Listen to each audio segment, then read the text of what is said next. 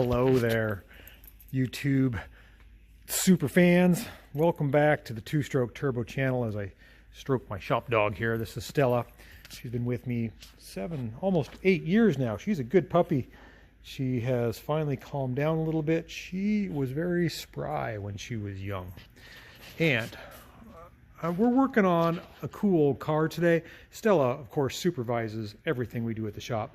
This is a 1948 Peugeot 202. And if you notice, it's been decorated. I had the car parked outside under a carport during our ice and snowstorm recently, and it appears a raccoon. Let me turn that off here really quick.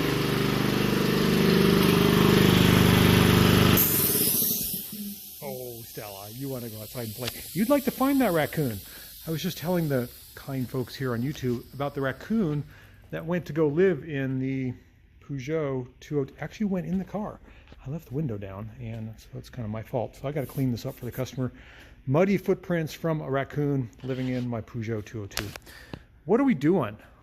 I mean, besides me always talking and petting my shop dog Stella, what do I actually do for work around here?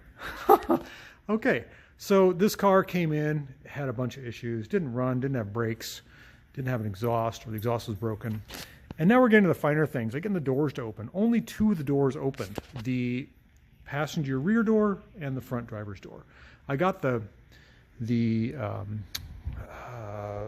rear driver's door to open just by lubricating, and they're really cool old locks. If you look at the detail on these handles and everything, and the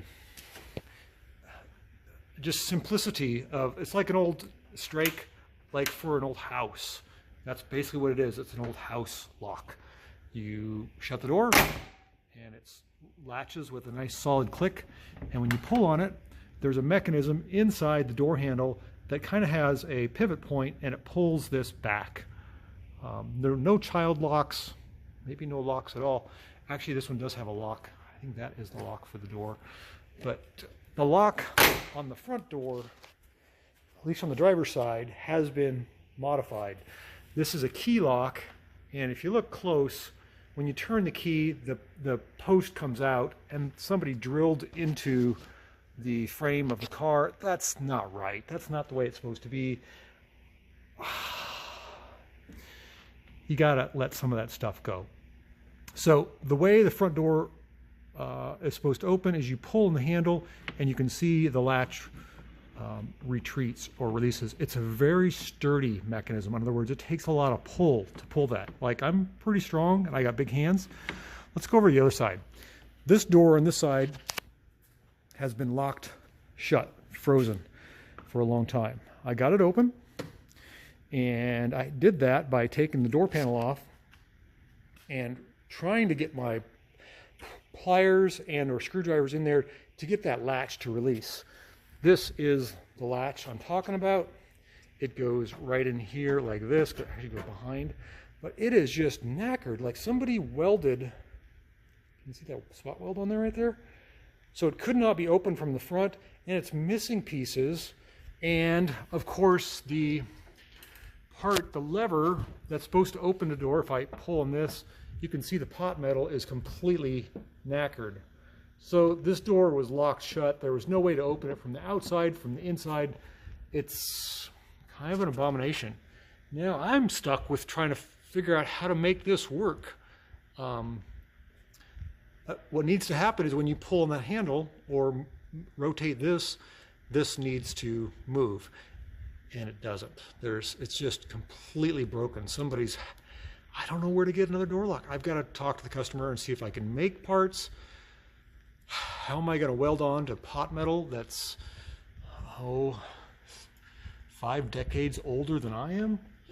That I don't know. So this is what I'm running across on this car, but you know, I've got hope. I'm going to fix it. This is a cool old handle. And of course, the bolt that holds the whole thing on in the car, that's stripped out. So one more nail in the coffin. So we're working on that today. I've got to devise a plan for that. And there was something else that I fixed on this car that I need a second to think about. I had to think a little bit about what else I was going to fix on this Peugeot 202. Sometimes by just petting my dog, I am re-energized with brain power. Is that right, Stella? And I just remembered what it was I was going to fix on the Peugeot 202. So if you look here at the driver's door, you'll see there's a mirror. The mirror is attached to the upper frame of the door, not the A-pillar, but the frame of the door. And this is a really bad design. If you look at the mirror, it's pointed toward the ground. It's totally unusable. And I don't think that's right. I think the customer or somebody put that on there. The problem is, watch, when I grab the mirror here and I move this, the whole frame has departed the door. So there's no way you're going to be able to watch or look out the mirror with this thing flapping around, even if you did have it adjusted the way you want. This is steel and this is steel. There's a gasket between, and I'm going to propose to the customer that I'm very carefully, I'll wrap this and I'm going to put a weld here and maybe a weld here. I don't want to damage the paint, but this is just not acceptable. You can't have, and if you have any leverage on this mirror at all, it's just going to keep breaking. So that's what we're going to do today. We're going to see if we can fix this by welding it. A couple little, just cute little spot welds there. I don't really want to put one on the outside. I might have to. I just don't want to catch anything on fire or burn the paint. So it's little intricate things like this. This mirror is just not right. This arm should actually go up. I don't know. I'm going to try to fix that. So part of working on old cars, I guess the moral of the story here is you got to use your brain and you got to figure out how things work. We did get the engine running well. It has the mechanical, see this cable that connects to the bottom of the distributor here? See this? Let me get you in here a little closer. There is a cable with a lever that goes to the bottom of the distributor, and you can actually change the timing. Let me see if I can twist this.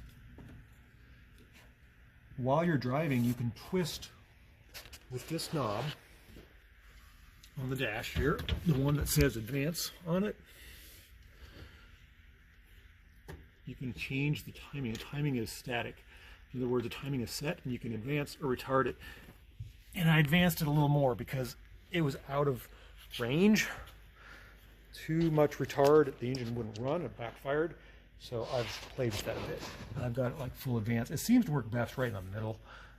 So I've fixed that. I need to put a fuel filter instead of after the pump, but before the pump. And just keep working on this thing. That's what we're gonna keep doing. So I hope you guys like these videos.